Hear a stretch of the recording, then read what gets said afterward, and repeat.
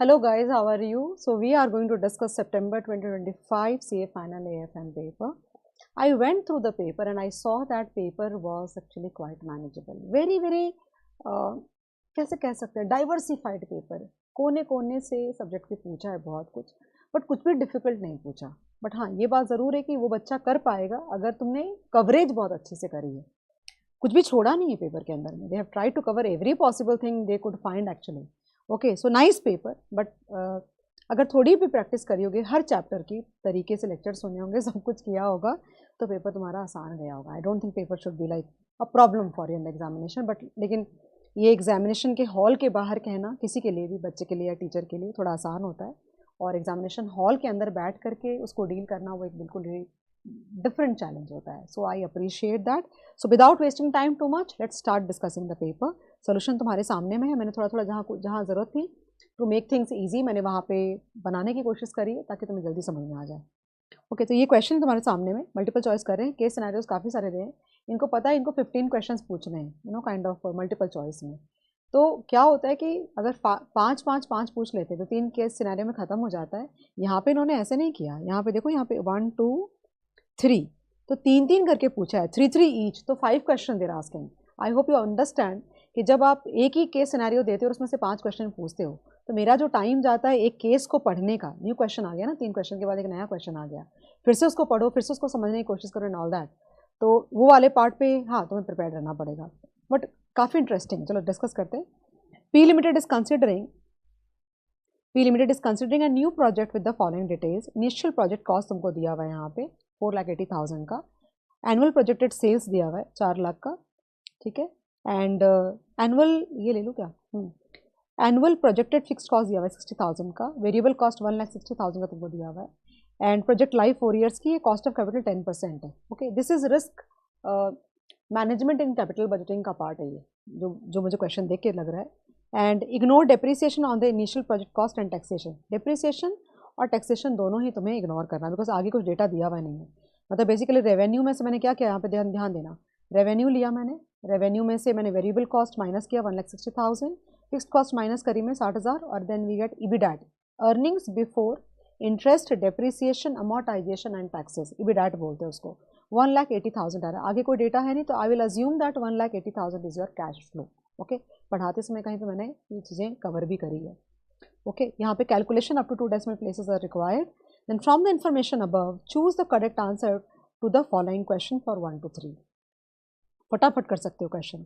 तो बेसिकली क्या बोल रहा है क्वेश्चन में, if initial project cost is varied adversely. अब तुम ये मुझे सोच के बताओ कि अगर प्रोजेक्ट कॉस्ट है तो क्या चाहते हो, ज़्यादा होना कि कम होना?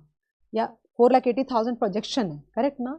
तो एडवर्सली का मतलब अगर वो इंक्रीज हो गया तो ऑब्वियस सी बात है. अगर रेवेन्यू होगा, आइटम होगा, कोई भी रेवेन्यू आइटम, तो एडवर्सली अफेक्ट होने का मतलब नीचे गया तो, और कॉस्ट आइटम होगा तो ऊपर गया तो adversely affected by 10%. What is the percentage change in the NPV?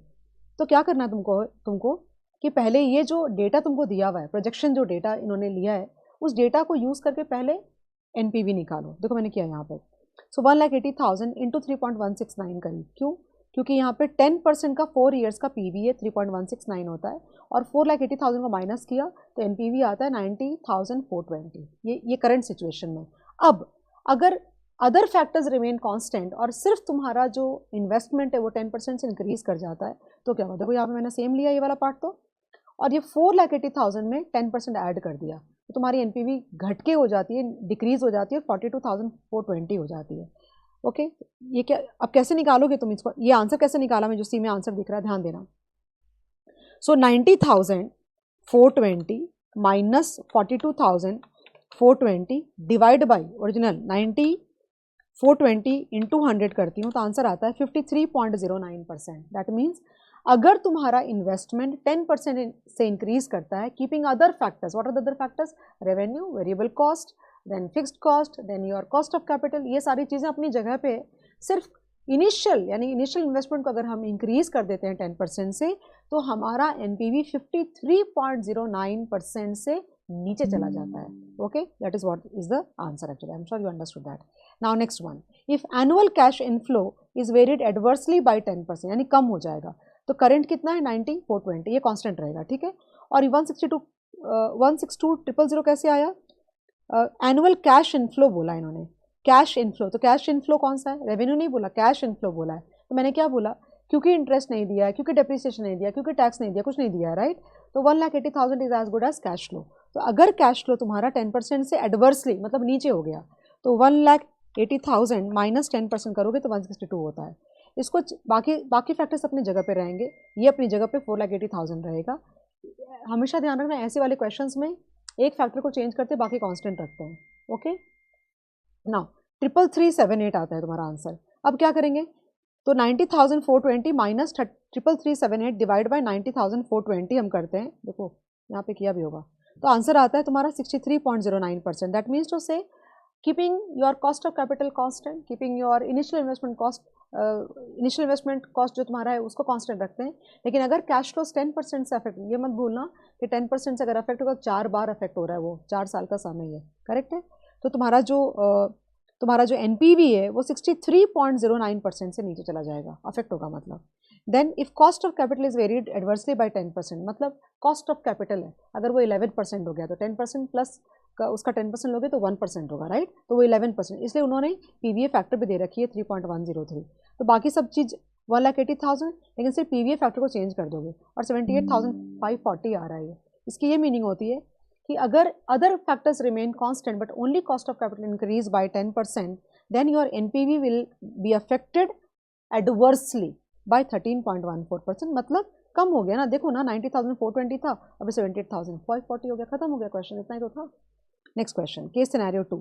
इस क्वेश्चन में बोला है fair return mutual fund made an issue of 5 lakh units at ₹10, यानी 50 लाख रुपए, 50 लाख रुपीज जमा किए इन्होंने on 1 April. No entry load was charge, the fund made the following investment. Okay, ये सारे इन्वेस्टमेंट को जब मैं देखती हूँ तो मैं देखती हूँ 25,000 equity shares of 100 face value, okay, जिसकी प्राइस 160, यानी कि 160 के भाव पे इन्होंने खरीदा और वो वैल्यू है 40,000 मार्केट वैल्यू। और ये तुम्हारे एट पार की वैल्यू, मतलब सिक्योरिटीज़ की जो फिक्स्ड इनकम सिक्योरिटीज़ की दे रखी है। और सब मिलाकर के 49 लाख इन्होंने इन्वेस्ट किया। पैसे उठाए कितने थे मार्केट से, 50 लाख, यानी 1 लाख का ओपनिंग कैश बैलेंस चल रहा है, मत भूलना। Now during the year dividend of 6 lakh were received, यानी कि तुम्हारे कैश बैलेंस हो गए 6 lakh plus 1 lakh 7 lakh. Okay, interest on all types of debt securities was received as and when due. तो तुम क्या करोगे, 4 लाख इंटू 7%, 2,50,000 इंटू 9%, 2,50,000 इंटू 10% करोगे, सबको ऐड करोगे। और साथ में खर्चा दे रखा है यहाँ पर 2.5 लाख का, तो 1 लाख प्लस 6 लाख, तीनों का ब्याज जोड़ोगे और उसमें से 2.5 लाख टोटल माइनस कर दोगे, तो क्या हो जाएगा तुम्हारा कैश बैलेंस का तुमको डेटा आ जाएगा। समझ में आया, क्लोजिंग कैश बैलेंस हमारा डेटा आ जाएगा। वही क्वेश्चन है पहला वाला, देखो यहाँ पे। So opening is 1 lakh, dividend ये दे रखा है और ये तीनों इंटरेस्ट हैं, तीनों सिक्योरिटीज़ के, और 2.5 लाख माइनस किया है, तो तुम्हारा आंसर आ जाता है ये वाला 5,225,500। कर लो ना कैलकुलेट, ईजी है, इससे ज़्यादा समय नहीं ले रहे हैं। What is the total net asset value of the mutual fund at the end of the year? So basically it means that कि तुमसे सिर्फ वो कैश नहीं मांग रहे, अभी सिक्योरिटीज़ की वैल्यू भी मांग रहे हैं। तो ओपनिंग कैश ये तुम्हारा हो गया ये वाला। देन इक्विटी की वैल्यू क्या बोला उन्होंने, ध्यान देना, देखो इक्विटी की वैल्यू के बारे में बात करी है। At the end of the year equity shares and 10% debentures, यानी कि ये वाला और ये वाला एज इट इज़ वैल्यू ये वाली रहेगी और ये वाली रहेगी, इसकी वैल्यू और इसकी वैल्यू चेंज करेगी। तो debentures are quoted at 175% and उसकी वैल्यू हो गई 90%। तो कैसे निकालोगे, अब तुम ना 40 लाख को 175% मत कर देना, तुम क्या करोगे, 40 लाख की वैल्यू, 40 लाख इसलिए है क्योंकि उसकी वैल्यू 160 के हिसाब से है, 100 के हिसाब से नहीं है ये। तो तुम क्या करोगे, 40 लाख को डिवाइड बाई 160 करोगे ना, तो तुमको आ जाएगा नंबर ऑफ सिक्योरिटीज़ 25,000, जो कि तुमको पता है, उसमें तुम 175 मल्टीप्लाई कर दो तो वैल्यू आती है 43,75,000। देखो यहाँ पे, तो ये तुम्हारा क्लोजिंग कैश बैलेंस है, उसमें तुम इक्विटी की वैल्यू ऐड कर दो, ये दोनों तो एज इट इज़ ऐड करते हैं, और जो 2.5 लाख है उसको 10% माइनस कर दो, उसकी वैल्यू गिर गई है, इसको ऐड करोगे तुम, तुम्हारी वैल्यू जो भी टोटल करके आती है वो आती है 57,75,500। ये सारे आंसर्स मैंने क्रॉस चेक ऑलरेडी करे हुए हैं। वर्किंग तो दे नहीं रखी है बिकॉज वो तो आंसर का पूरा ABCD देते हैं, तो वर्किंग मैंने यहाँ पे इसलिए तुमको दिखाया ताकि तुमको अगर मैं समझाऊँ तुमको समझ में आ जाए। उन्होंने वर्किंग तो दी नहीं है, फिर तुमको बनाना पड़ेगा। फिर बोला इन्होंने इतना पैसा बांटा है, 0.60 पैसा पर यूनिट का उन्होंने डिविडेंड बांटा है, तो 5 लाख यूनिट है टोटल, ये बांटोगे तुम, तो ये जो तुम्हारी वैल्यू आती है, ये वाली क्लोजिंग जो टोटल आया ना, ये करोगे तो 57,75,500 आएगा तुम्हारा। उसमें से तुम क्या करोगे, 5 लाख इंटू 60 पैसा 60 पैसा तुम माइनस कर दोगे, और माइनस करके वापस 5 लाख से डिवाइड करोगे नंबर ऑफ यूनिट से, तो ये तुम्हारी NAV आ जाएगी। ओके, ये डिवाइड करना तुमने, तो आंसर नहीं आएगा, लिख दो क्या यहाँ पे, लिख ही देती हूँ ना, 5 लाख, ये तुम्हारा नंबर ऑफ यूनिट्स है। ओके, ध्यान देना। Now done. Case scenario 3, HHM is a famous consultant, it has established, sorry रुक जाओ बहुत गंदा हो जाता है फिर, हाँ, the following strategy on the stock of PLS, okay, purchased a 3 month call option with a premium of 25 and exercise price of 750, ठीक है, एक कॉल बाय किया C प्लस एट, सॉरी कुछ गड़बड़ किया मैंने, हाँ, तो C प्लस एट 750, रुक जाओ, C प्लस एट 750 और प्रीमियम पे किया तुमने 25, यहाँ पे P plus at 600 and premium pay किया 8 का, ये टोटल कितना किया, 25 प्लस 8 कितना होता है 33, तुमने 33 पे कर दिया, और इंटू अगर 100 ले लो लॉट साइज का, तो यानी कि 3300 तुम्हारा जीरो में नेगेटिव चल रहे हो तुम। ओके, अब आगे बढ़ते हैं। सब में बोला इन्होंने कि what is the net gain और loss if the price of the stock remains at 680। मैंने यहाँ पे तुम्हारे लिए डायग्राम ऑलरेडी बना रखा है, ये वाला ध्यान देना, ये वाला डायग्राम में ये स्ट्रैंगल का सम है। ओके, तो अब स्ट्रैंगल अब तो नहीं समझाऊंगी ना गाइस, रिवीजन करा रही हूँ। तो स्ट्रैंगल में तुमने कॉल बाय किया एट 750, ओके, तुमने पुट बाय किया एट 600, ओके, और 680 कहीं ना कहीं बीच में है। तो अगर प्राइस तुम्हारी 680 रह जाती है, तो ये चीज़ का तुम ध्यान रखना कि अगर मार्केट, ध्यान देना, देखो यहाँ पे देख पा रहे हो मेरी पेन दिख रही है तुम्हें, ब्लिंक करिए वहाँ पे, तो 750 से अगर ऊपर मार्केट जाएगा तो कॉल एक्सरसाइज होगा, या फिर 600 के नीचे मार्केट जाएगा तो पुट एक्सरसाइज होगा। इस पूरे रेंज में कुछ नहीं होना है तुम्हारा, यानी कि इस पूरे रेंज में, ये 600 से 750 के पूरे रेंज में तुमको 3300 का लॉस होता रहेगा, बिकॉज तुमको कोई दोनों लैप्स, कॉल भी लैप्स कर रहा है, पुट भी लैप्स कर रहा है। तो पहला question, what is the net gain और loss if the price of the stock remains at 680, net loss of 3300। You can be completely sure because I have cross check the answers, that means ABCD solution तो अपने बना सकते हैं। Okay, then what is the net gain और loss if the price of the stock falls to 500। तो अगर 500, if the price falls 500, तो 600 पे तुमने बाय कर रखा है, तो 100 नीचे गिरा और लॉट की साइज 100 है तुम्हारी। ओके, तो कॉल तुम्हारा लैप्स कर जाएगा, और कॉल लैप्स कर जाएगा तो 2500 का लॉस है, 2500 का लॉस है। कैसे? ये 2500, या फिर तुम सुन लो पहले, दूसरे तरीके से समझा दूंगी, 25 इंटू द लॉट साइज 25, तो call will lapse and you will have a total loss of 2500 on the head of call. Okay, यहाँ पे तुम 10,000 कमाओगे। कैसे? 100 रुपये 600 माइनस 500 तुमने पुट में कमाया, इंटू 100 लॉट साइज 10,000, और उसमें तुमको 800 का लॉस है। कैसे? 8 का तुमने प्रीमियम पे किया है, इंटू 100 द लॉट साइज, तो सब करोगे 6700 का तुमको गेन होगा। या फिर तुम ये भी कर सकते हो कि 10,000 call will lapse and put से हम लोग 10,000 कमाएंगे, और क्योंकि हमारा इनिशियल कॉस्ट 3300 का है, तो 10,000 माइनस 3300 विल गिव यू 6700 का gain. I hope you understood. Now again, अगर 820 हो गया तो अगर 820 हो गया तो कॉल से तुम कमाओगे 7000। कैसे? कॉल की क्या थी प्राइस कॉल की? 750, और ये कितने बोल रहे हैं? हाँ, तो 820 माइनस 750, 70 रुपीज़ एक में, और लॉट की साइज है 100, तो तुम कमाए 7000, करेक्ट। और 7,000 माइनस 3300 कर दो ना, तो 3700 का तुमको आंसर आ गया। This is how this question has been done. Manageable call, बहुत वैरायटी, बहुत अच्छी वैरायटी भी रखी है। Now the next question, the case scenario 4। Now here they have given you, ध्यान केयरफुल, स्पॉट की एक्सचेंज रेट दे रखी है, बिड और आस्क की रेट है, 2 मंथ 100 पॉइंट तुमको दे रखा है, और 3 मंथ 100 पॉइंट दे रखा है, ठीक है। In a spot transaction delivery is made after 2 days, assume spot date to be 5th April and 1 100 point is 0.0001. From the information given above, choose the correct answer to the following question 10 to 12, 10, 11, 12. Okay. Now the swap points for 2 months and 15 days. तो मेरे कहने का ये मतलब है कि अगर मैं टाइमलाइन बनाती हूँ, शायद तुमको ज़्यादा अच्छा समझेगा। ये 0 है, ये 2 महीने हैं, और ये 3 महीने हैं। ओके, तो इन्होंने, तुम यहाँ पे तो खड़े ही हो ना, कहाँ पे खड़े हो? रुक जाओ, 1 मिनट रुक जाओ। हाँ, तो तुम यहाँ पे स्पॉट पे तो खड़े ही हो तुम, ये यहाँ पे खड़े हो तुम। ओके, और ये जो रेट्स हैं ये इसके लिए एप्लीकेबल है तुम्हारे लिए, राइट है। अब यहाँ से यहाँ का ध्यान देना, कलर चेंज करती हूँ, वेट अ मिनट। हाँ, यहाँ से यहाँ का 100 पॉइंट दे रखा है इन्होंने, 60 बिड का करती हूँ, आज का अपने आप ही समझ में आ जाएगा। और यहाँ से यहाँ का 100 पॉइंट दे रखा है इन्होंने 150, समझ में आई बात। अब मुझे जानना है यहाँ तक का जानना है, बिकॉज ये 2.5 मंथ्स है बेसिकली। और ओके, तो मैं क्या करूँगी कि सबसे पहले मुझे ये पता करना पड़ेगा कि ये पूरा जो है ना तुम्हारा, ये पूरा यानी कि ये पूरा 150 है तुम्हारा, ओके। तो 150 में से अगर मैं ये 60 माइनस कर देती हूँ तो मुझे ये वाला एरिया निकल जाएगा, मेरा मेरा ये एरिया निकल जाता है, करेक्ट है। और ये एरिया अगर निकल जाता है, क्योंकि 2.5 महीने का 2.5 मंथ्स यानी 15 दिन का, तो मुझे ये वाला एरिया का पता चल जाएगा। तो मैं 60 में वो या तो ऐड या माइनस जो भी करना रहेगा, यानी कि अगर ये कम होता 60 से तो माइनस करते, लेकिन क्योंकि ये ज़्यादा है, सो 60 plus 150 divide by 2 that is 60 plus 45 अगर मैं करती हूँ तो आता है 105, राइट। तो ये बी आंसर लिया है, क्योंकि बिकॉज सी मैं दोनों का कर भी नहीं रही बिड और आस्क का, बिकॉज यहाँ पे 105 आ गया ना एक बार, तो I can't see any other 105 ABCD option में, एंड डायरेक्टली मैंने बी को आंसर कर दिया। Now foreign exchange rate for 28 जून, तो उसके लिए तुमको क्या निकालना पड़ेगा पता है तुम्हें? 105 प्लस है, दैट मीन्स तुमने क्या किया, 60 प्लस 45 तुमने ऐड किया, दैट मीन्स तुम्हारी जो करेंसी है वो प्रीमियम पे जा रही है। यानी कि अगर ये रुपी पर डॉलर का रेट है, हाँ रुपये पर डॉलर का रेट, तो डॉलर प्रीमियम पे जा, रेट बढ़ रही है ना, वो जो कहना चाह रही हूँ।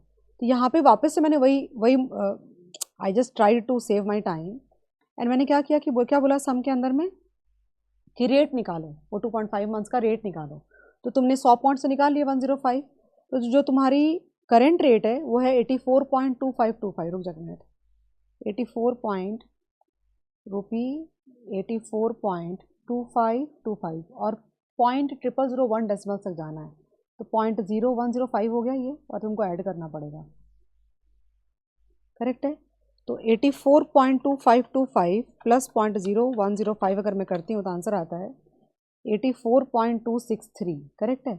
तो मेरा आंसर तो मैच करेगा, लेकिन यहाँ पे प्रॉब्लम ये है कि यहाँ पे भी तुमको नहीं, यहाँ पे भी यूनिक है, यहाँ पे भी दूसरा कोई आंसर नहीं है 80.263, तो एक निकला तो मेरे लिए ये शॉर्ट हो गया कि ये वाला आंसर तुम्हारा सी आंसर होगा। प्रॉब्लम यहाँ पे शायद आएगी। Now on an average rate the annual rate of premium और डिस्काउंट, ये 2.5 महीने का हिसाब था, तो तुमको प्रीमियम निकालना है, तो तुम क्या करोगे 84.263 माइनस स्पॉट रेट जो दिया हुआ है डिवाइड बाई द स्पॉट, यानी F minus S by S into 100, and उसको एनुअलाइज करना है। यहाँ पे देखो एनुअल रेट बोला इन्होंने, एनुअल रेट बोला ना, कैन यू सी दैट, तो इंटू 12 बाई एन, तो एन इज 2.5 मंथ्स, तो मैं जब आंसर निकालती हूँ तो आंसर आता है 0.0598%। लेकिन इफ़ यू सी ईयर ये 2 बार ही है, ये 2 बार है ना, लेकिन तुम्हारी क्लैरिटी इससे आ जाएगी कि ये डिस्काउंट आ रहा है, तो डिस्काउंट है, इसका आंसर तो प्लस आएगा ना, तो तुम्हारा ये आंसर हो गया। I hope as you understood कैसे कैलकुलेशन करना, that's more important, that I explain you. फिर भी डाउट आएगा तो पूछ लेना। नाउ ये तुम्हारा मर्जर का क्वेश्चन है। ABC Limited is planning to acquire XYZ. Okay, the following information is available in this respect. So 1,20,000 shares ABC के, ABC is acquired, XYZ is a target, दोनों की मार्केट प्राइस दे रखी, P ratio दे रखा है। ABC plans okay to acquire the whole of ABC Limited by issuing shares at its market price of 16. Okay, it is expected that price of ABC Limited share will remain constant after this acquisition. Purchase consideration is 80 lakhs, वो तो दिख भी रहा है ना 80 lakhs कहाँ से आया। परचेज कंसिडरेशन क्या है तुम्हारा, परचेज ABC XYZ को ले रहा है, राइट। तो 4 लाख शेयर्स को अगर तुम इसकी मार्केट प्राइस से मल्टीप्लाई करोगे तो 80 lakhs आ गया ना, यानी इसका ये मीनिंग हुआ कि ये मर्जर के अंदर में XYZ की जो करेंट मार्केट वैल्यू है वो ABC उसको देगा, एंड इसकी पेमेंट 80 लाख कैश नहीं हो करके अपनी शेयर से पे करेगा, यानी रुपीज़ 80 lakhs डिवाइड बाई 16 करोगे तो तुमको आ जाएगा number of shares that will be issued by ABC to XYZ in order to discharge the consideration. I hope you understand that part, right? Now question पूछा EPS of ABC and EPS तो निकाल सकते हैं ना, MPS by P ratio करोगे तो EPS आ जाएगा 16 divide by 20 करती हूँ तो आता है 16 डिवाइड बाई 20 करती हूँ तो आता है 0.8, तो 0.8 2 बार है, तो तुमको निकाल के चेक करना पड़ेगा, तो 20 डिवाइड बाई 10 कर लो ना, ये आंसर ये हो गया, ठीक है। I think you can understand this, not a difficult part. Now यहाँ पे जब मैंने ये चीज़ किया ना 80 lakhs डिवाइड बाई 16 किया मैंने, तो 5 लाख शेयर्स आते हैं, ओके। यानी कि ABC is going to issue XYZ 5 lakh shares and this 5 lakh shares are nothing but NB into ER. I hope you understand that part, right? EPS of ABC after acquisition पूछ रहा है, तो तुम्हारे EPS आया ना अभी, ये 0.8 और 2 आया, तो 0.8 को मल्टीप्लाई करो 12 लाख से और 2 को मल्टीप्लाई करो 4 लाख से, तो तुम्हारे ये आ जाएगा यहाँ पे। एक मिनट रुक जाओ,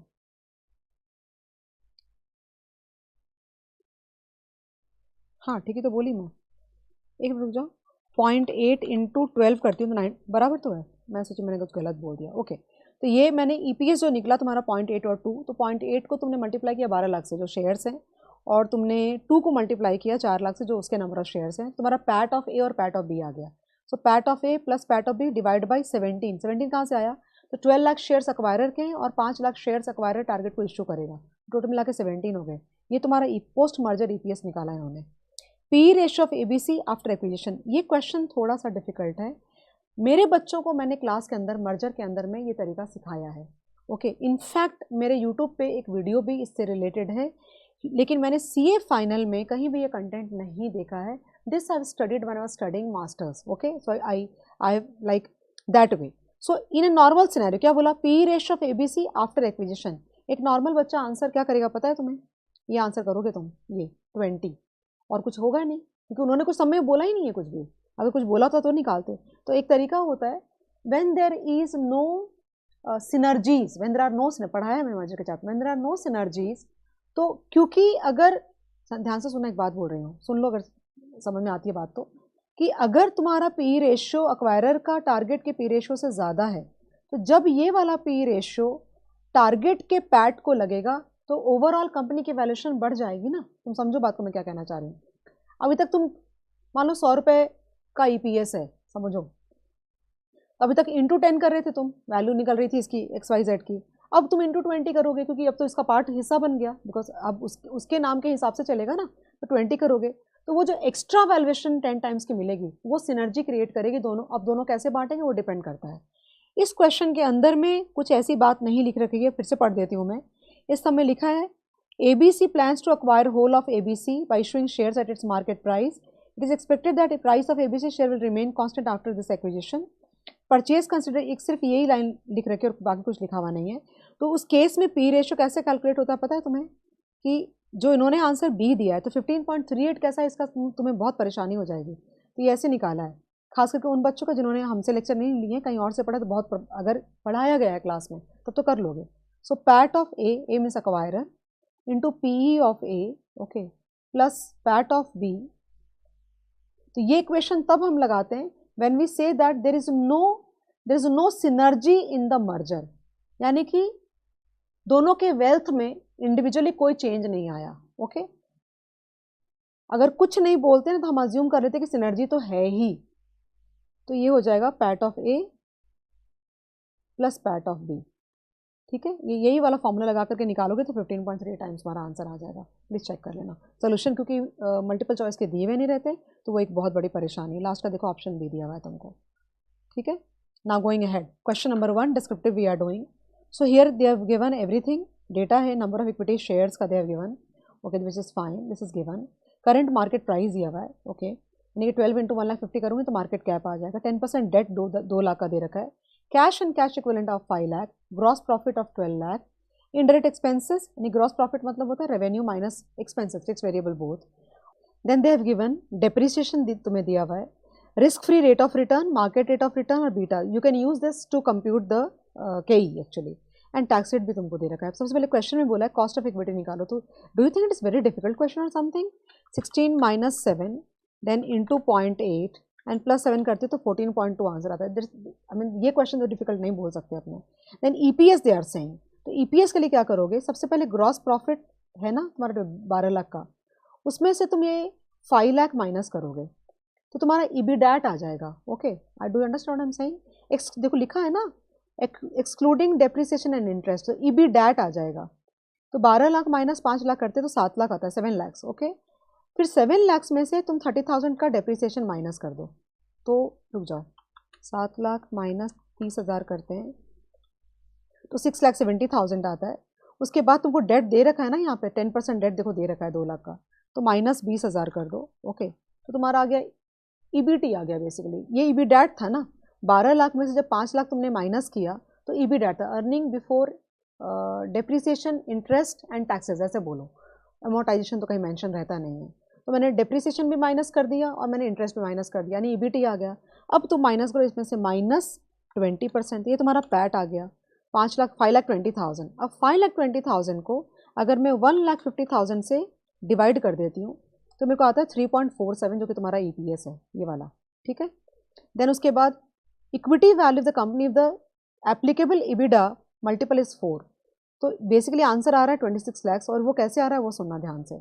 तो मैंने आई थिंक मुझे ये भी याद नहीं कि मैंने कहाँ पढ़ा है, बट मुझे लगता है मैंने कहीं पढ़ाया है ये बात कि EBITDA ये जो मल्टीपल दे रखा है ना, if equity value of the company of the applicable EBITDA is multiple is 4, अगर पैट रहता, सुनना ध्यान से, अगर पैट रहता ना और मल्टीपल होता, तो पैट में जैसे वो पी मल्टीपल में मल्टीप्लाई करती है ना, सीधी इक्विटी की वैल्यू आती है। क्यों? क्योंकि ईपीएस में जब तुम पी मल्टीपल मल्टीप्लाई करते हो तो प्राइस पर शेयर आ जाती है, फिर इनटू नंबर ऑफ शेयर्स करोगे तो वैल्यू ऑफ द इक्विटी आ जाएगी। करेक्ट है।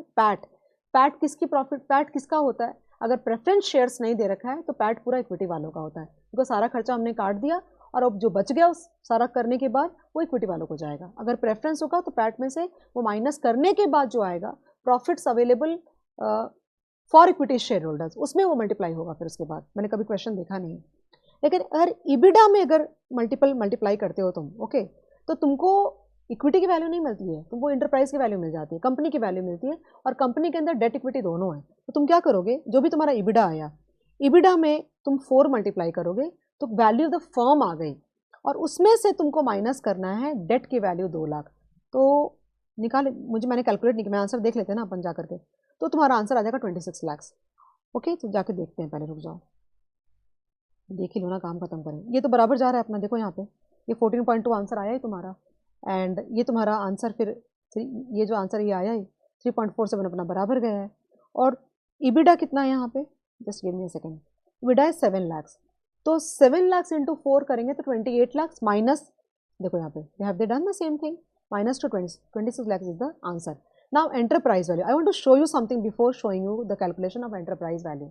सो एंटरप्राइज वैल्यू में ये लोग क्या लिखते हैं यहाँ पे, ध्यान देना, मैंने निकाल के रखा है। एंटरप्राइज वैल्यू नहीं, it's not downloaded, so you can see here guys, I can't download like छोटी चीज़ के लिए। Enterprise value is a true economic value of the company. It is, I can't get into the meaning, I can just show you that it is given in your module. It is calculated by adding market capitalization, that means number of shares into price per share, long term debt, interest bearing होना चाहिए, वो तुम add करोगे, minority interest minus cash and cash equivalent, यानी कि तुम add करोगे उसमें इक्विटी की जो वैल्यू है, मार्केट कैप है, वो ऐड करोगे, डेट की वैल्यू ऐड करोगे, अगर माइनॉरिटी इंटरेस्ट होता तो वो ऐड करते, और माइनस करते कैश एंड कैश इक्विवेलेंट, तो तुमको एंटरप्राइज की वैल्यू आ जाती। अब वापस आते हैं इसके अंदर में, तो क्या किया, ध्यान देना यहाँ पे, नंबर ऑफ शेयर्स इंटू 12, तो 1,50,000 इंटू 12 करोगे तो 18 lakhs आ जाएगा। इसमें तुमको debt, interest bearing debt add करना होता है, एंड कैश माइनस करोगे तो enterprise value. Again this question is over, but this is a big thing that अगर तुमको ये चीज़ नहीं पता होगा तो ये वाला पार्ट पूरा नहीं, ये वाला पार्ट सम का हम नहीं कर पाएंगे पेपर के अंदर में। अब नेक्स्ट क्वेश्चन पे हम लोग आ रहे हैं। It's a nice question actually. अभी तक जब भी मैंने ये क्वेश्चन देखा था, पार्ट बी की बात कर रही हूँ, क्वेश्चन 1B का, जब भी मैंने देखा था I saw that it is like for example if I am in India, okay, Amy वाला क्वेश्चन नहीं याद, there is one question where Amy तुम्हारी यूएस में रहती है, हम इंडिया में रहते हैं, तो यूजुअली हम क्या करते हैं, अगर मेरा पेएबल है, मुझे पैसे उधर देने हैं, करेक्ट है, तो अगर मुझे पैसे अगर वहाँ पे देने हैं तो क्या होता है कि मेरे लिए आंसर निकालने को बोलते हैं, ठीक है, यूजुअल क्वेश्चंस में। लेकिन वो जो एमी वाला क्वेश्चन है उसमें उन्होंने क्या किया, एमी के लिए आंसर निकालने को बोला है। ऐसे क्वेश्चंस हमने बहुत सारे क्लास में अंदर किए, you can completely recall if you have done the lectures and the notes properly. ये क्वेश्चन की फॉर्मेशन कैसे आई है, क्वेश्चन की फॉर्मेशन एमी जैसी है, तुम्हारे दिमाग में ये आ जाएगा कि तुमको एमी के लिए आंसर निकालना है, ओके। मतलब वो जो क्वेश्चन था ना एमी वाला, उसमें एमी ने एक्सपोर्ट किया था इंडिया में, ओके, और एमी का पेएबल था, तो हमको वो आंसर निकाला था, और रेट डेप्रिशिएट करती इक्विवेलेंट 3 लाख ऐसे करके आंसर क्वेश्चन बना हुआ था। लेकिन ये क्वेश्चन की पूरी फॉर्मेशन तुम्हारी एमी वाले सम के जैसी है, लेकिन आंसर एमी के लिए नहीं निकाल करके आंसर इंडियन वाले के लिए निकालना है। तो the moment you start reading the question you will for a second, I also got confused, for a second you will think that कि ओके मुझे सामने वाले के लिए आंसर निकालना है, बिकॉज ऐसे वो एमी की वैरायटी की बहुत क्वेश्चन है, एक नहीं कई हमने करे हुए हैं, ओके। बट मैंने ये पहली बार देखा कि फॉर्मेशन एमी के जैसे गई बट आंसर निकलवा रहे इंडियन के लिए। So for a second it is possible that you might mess up with the question, okay. चलो आगे बढ़ते हैं। It's not easy to run a career for a wife, for a mom, for a daughter-in-law, so many things are there actually. ये किसको बोल रही है ये भी मुझे पता नहीं है, बिकॉज मैं अभी पढ़ा रही हूँ और बीच में कभी कोई आ रहा है, कभी कोई आ रहा है, कभी कोई आ रहा है, कभी किसी का OTP चाहिए. दिस ऑनलाइन थिंग तो has to such a big hassle, you can not even imagine. I am sorry to kind of talk to you, but I think it's a good break also in a way. मैं लगातार ही तब से पढ़ा रही थी, तो कभी OTP चाहिए, कभी कोई आ गया, कभी कोई आ गया, तो it's more difficult for girls. But हाँ, दिमाग में जज्बा रखना, सारी लड़कियों को बोल रही हूँ कि कुछ भी हो जाए, करियर मत छोड़ना कभी ज़िंदगी में, कभी भी नहीं, कभी भी नहीं, मतलब कभी भी नहीं. Always remember there will be a lot of hurdles, they have been there for every that female who has been able to rise above something. They never think that life was a, like, I'm not talking about money or something. I'm not talking about people around you are good or not. I'm not talking about that. I'm just talking that how much strength you have in your head that you can stretch, you can carry forward your career. Because generally क्या होता है, ये चीज़ सबसे पीछे हो जाती है, बाकी सारी चीज़ें अब, और वो डिपेंड करती है तुम लाइफ के किस स्टेज में हो. Okay, so never leave your career. कुछ भी हो जाए ज़िंदगी में, उसको कम कर लेना, छोटा कर लेना, कैलिब्रेट कर लेना, बंद मत करना कभी भी. ये मेरी बहुत सिंसियर एडवाइस है तुमसे. ओके, बाकी तुम्हारी मर्जी. मैं स्टार्ट कर रही हूँ. ओके, तो मैं इस क्वेश्चन के बारे में बात पढ़ते हैं, सब टाइम नहीं बर्बाद करते. Now it says that KK limited operating in Japan has today affected sales. ध्यान से सुनना. KK limited operating in Japan has today affected sales to an Indian company. देख रहे हो, क्वेश्चन बना रहे हैं उसके पॉइंट ऑफ व्यू से. LM लिमिटेड, हमें एक बार के लिए लगे आंसर हमें KK के लिए निकालना, बट आंसर यहाँ पे LM के लिए निकालना है. The payment being due in 3 months. किसको पेमेंट करना है? अगर KK ने सेल्स किया है, ओके, तो रिसीव किसने किया है? सेल्स LM ने किया है. ओके, और पेमेंट ड्यू हो रही है, मतलब क्वेश्चन में आंसर तुमको LM के लिए निकालना है. So be very careful. The invoice amount is 855 lakh yen, which at today's spot rate is equivalent to ₹500 lakhs. मैंने स्पॉट का वैल्यू निकाला है 855. मैंने एक चीज़ और करी, पता है, मैं जाके देखी कि रेट कैसे निकाला है इन्होंने. तो 1.68 येन पर रुपी की रेट है. उस हिसाब से मैं क्या करूँगी, 855 को 500 से डिवाइड करूँगी ताकि मेरी रेट उनके साथ मैच कर जाए. सो 855 डिवाइड बाई 500 करती हूँ, तो आंसर आता है 1.71. स्पॉट की रेट है ये, ठीक है. तो स्पॉट की रेट के हिसाब से LM लिमिटेड को पेमेंट करनी थी 500 lakhs की. करेक्ट है. इन पेमेंट कब करेगा ये? एक्चुअली 3 महीने के बाद, ठीक है. नाउ ये क्या बोल रहा है? Looking at the present market condition, it is anticipated that the exchange rate will decline by 10%. अगर तुम 500 बाई 855 lakhs कर दोगे ना, तो पूरा क्वेश्चन का फॉर्मेशन चेंज हो जाएगा. अब क्या बोल रहे हैं? Rate will decline. Rate will decline. तो जब ये रेट तुम्हारी निकली है यहाँ पे, तो रेट डिक्लाइन करना मतलब क्या चीज डिक्लाइन? क्या चीज डिक्लाइन? सोच के बताओ, क्या चीज डिक्लाइन? रुपी डिक्लाइन, क्योंकि ये रेट येन की है ही नहीं, ये रेट तो रुपी की है. तो अगर रुपी नीचे जाएगा तो 1.71 से ऊपर होना चाहिए, कम होना चाहिए. अगर रुपी, फॉर एग्जाम्पल, अगर मान लो कि रेट तुमको दे रखी है मैंने ₹90 पर डॉलर, ठीक है. तो अगर डॉलर डिक्लाइन करेगा तो मतलब क्या हुआ इसका? 90 के ऊपर कि 90 के नीचे? 90 के नीचे ना. यानी कि अब डॉलर एक कमोडिटी है. ओके, यानी कि अब $1 बाय करने के लिए 90 से कम रुपए लगेंगे. सिमिलरली यहाँ पे 1.71 में से मैंने क्या किया, 1.71 मैंने -10% कर दिया. 1.539 का रेट आता है. अब तुम क्या करोगे कि तुम 1.539 के हिसाब से 855 लाख येन का तुम आंसर निकालोगे. कर सकते हैं ना. तो 855 डिवाइड बाई 1.539 में करती हूँ तो आंसर आता है 555.56. यानी कि लॉस होगा अगर तुमने कोई भी कवर नहीं लिया, अगर तो तुमको लॉस हो जाएगा इतने पैसों का. अगर फॉरवर्ड का रेट दे रखा, अगर फॉरवर्ड लेते हो तो तुम्हारा आता है 855 डिवाइड बाई 1.68. अगर हम करते हैं तो आंसर आता है 508.93. यहाँ पे लॉस था 8.93 का. यानी कि इसका ये मतलब हुआ कि अगर हम फॉरवर्ड कवर लेते हैं तो हम अपने लॉस को 55.56 माइनस 8.93 यानी कि 46.63 लाख से अपने लॉस को हम अवॉइड कर सकते हैं. क्या लिखा है? कैलकुलेट द एक्सपेक्टेड गेन और loss under present situation. Okay, तो वो निकाल दिया. देखो निकाला है ना सारा. मैं वापस इस पे ही चली जाती हूँ ना. देखो यहाँ से निकाला है 55.56 आंसर निकाला है, फिर 8.929 निकाला और फिर तुमको ज्ञान दिया हुआ है जो भी है. So we have to just move on to the next question. It's a nice paper, guys. Everything is so well covered. Everything is there. I'm so happy to see. It's not. I would not say it is very easy, because difficulty level का ये meaning भी होता है कि questions बहुत tough थे. Difficulty level का ये भी मीनिंग होता है कि इतनी अच्छी कवरेज करे कि बच्चा कुछ ना कुछ छोड़ के अगर कुछ गया होगा तो वहाँ पे जाकर के फंस जाएगा. So it's a nice paper, very well balanced in terms of difficulty level also.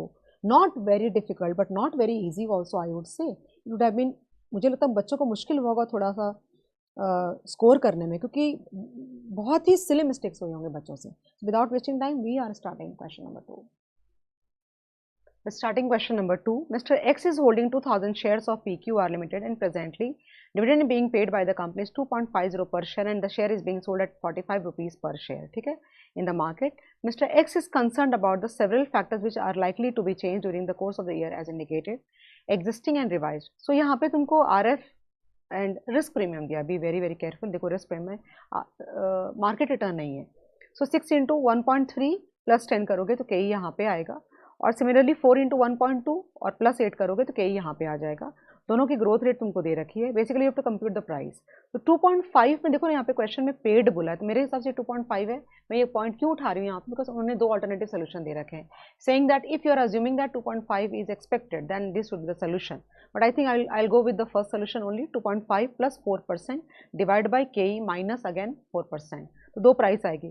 Solution दिखाने के पहले बता देती हूँ, दोनों में प्राइस 45 जो करंट प्राइस है उससे ज़्यादा आ रहा है. That means the stock is highly over valued and we should not buy the stock. तो बिल्कुल भी नहीं, we should rather sell the stock, because question में बोला है बताओ बाय करें, सेल करें कि होल्ड करें. तो सेल करो. ओके, इस क्वेश्चन में से ज़्यादा कुछ भी नहीं है. वहाँ पे जो सोल्यूशन दिया तो वो समझ में आ जाएगा. आगे बढ़ते हैं quickly. BM and company is considering to borrow 80 crore, ये FRA का सम है, for a period of 3 months in the coming 6 month time. तो यहाँ पे मैंने देखो यहाँ बनाया हुआ डायग्राम कि 6 महीने के बाद 3 महीने के लिए पैसे बोरो करने. तुम कहाँ पे खड़े हो, तुम यहाँ पे खड़े हो. ठीक है ना, यहाँ पे रेट चल रही है 7% की. देखो लिखा है क्वेश्चन में कि 7% की रेट यहाँ पे चल रही है, लेकिन बोरोइंग तो यहाँ पे होनी है. तो तुमको डर लग रहा है कि रेट बढ़ नहीं जाए.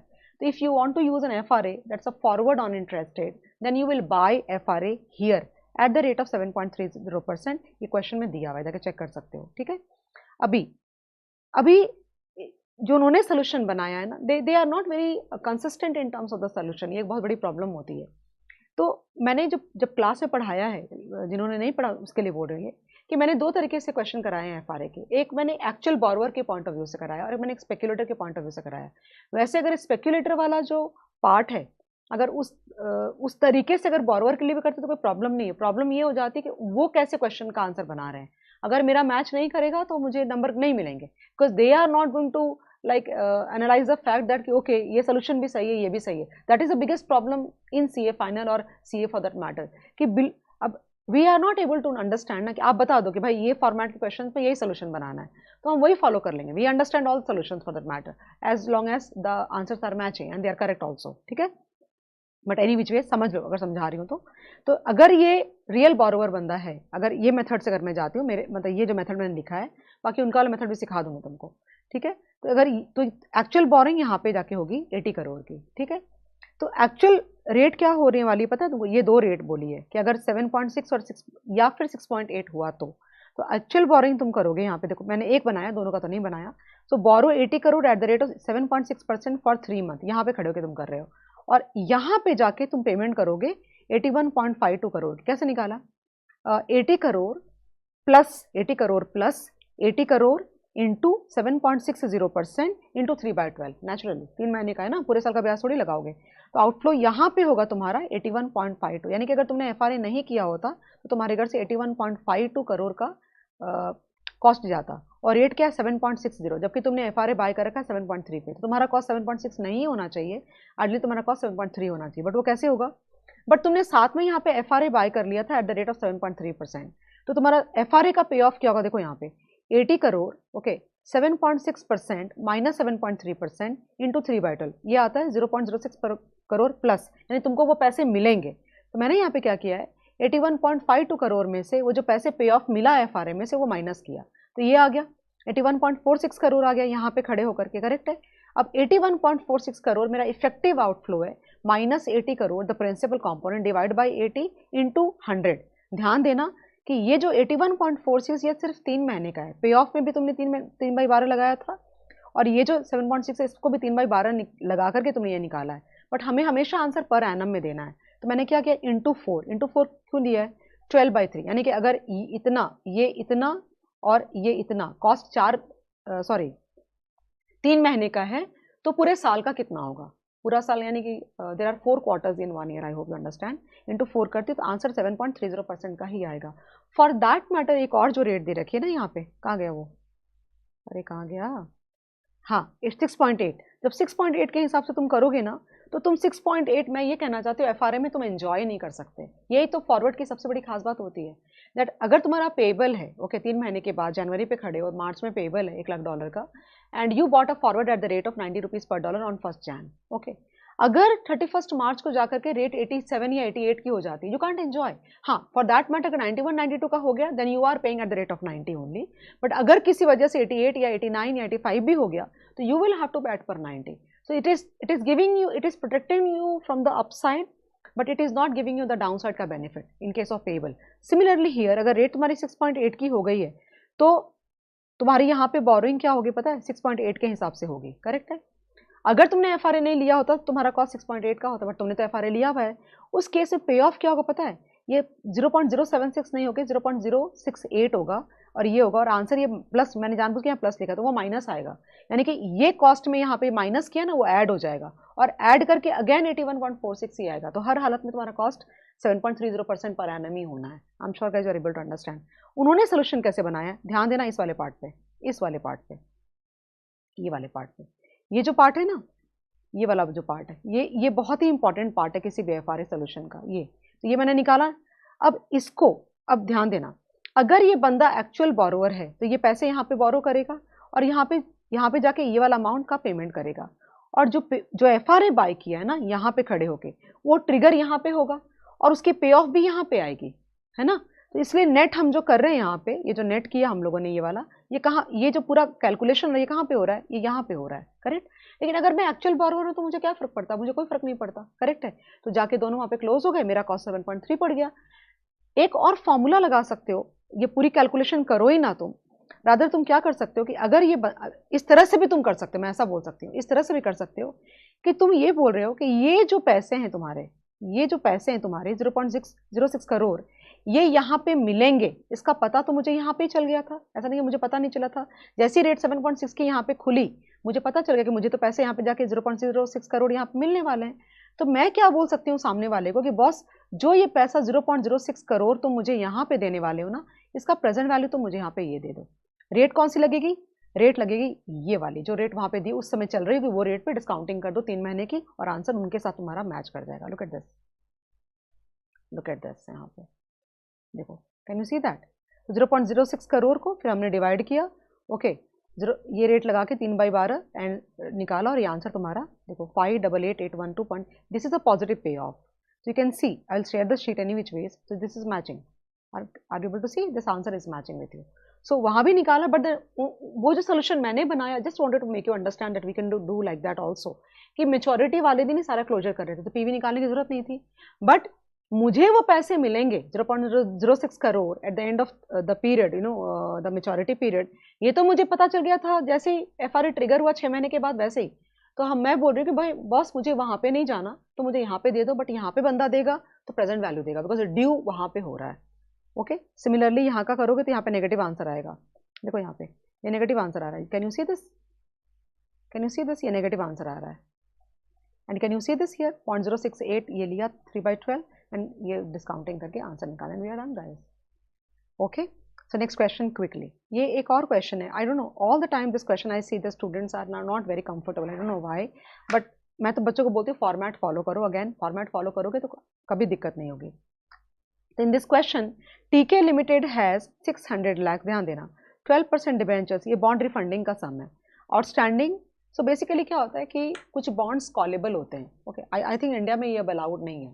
तो कंपनीज क्या करती थी कि तुमने एक बॉन्ड इशू कर दिया, पैसे की ज़रूरत है, और उसके बाद कुछ सालों के बाद तुम्हारा इंटरेस्ट का रेट नीचे चला गया। So what will happen that, what will you do कि जो रिमेनिंग पीरियड है, मान लो बॉन्ड का, जो ओरिजिनल बॉन्ड का रिमेनिंग पीरियड है, सेम फेस वैल्यू का, सेम कैटेगरी का बॉन्ड तुम एक लोअर कूपन के रेट पे तुम इश्यू कर दोगे, इसके जिंदा रहते ही, मतलब अभी तक तुमने अभी तक पेमेंट नहीं करी है पुराने वाले बॉन्ड की, और नया वाला बॉन्ड तुम इश्यू कर दोगे, और जो नए बॉन्ड से पैसे आएंगे ना, उस बॉन्ड का पैसा तुम पुराने वाले बॉन्ड से को रिडीम कर दोगे।